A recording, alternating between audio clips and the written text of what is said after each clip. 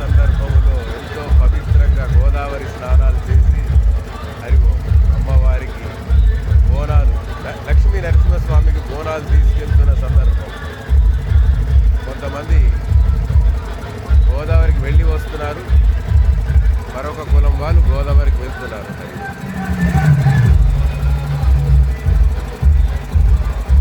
ఎంత ఐక్యత మా ఊరిలో, అద్భుతమైన ఐక్యత. పండుగలు పబ్బాల విషయంలో మా ఊరు చాలా ఐక్యత కలిగిన ఊరు. మాజీ ఎంపీటీసీ శ్రీ బాసెట్టి గణేష్ గారు కూడా బాసెట్టి సంఘం తరఫున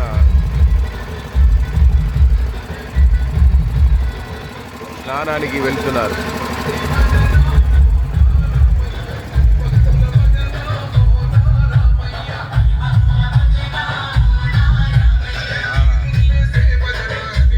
పెద్దవాళ్ళు అందరూ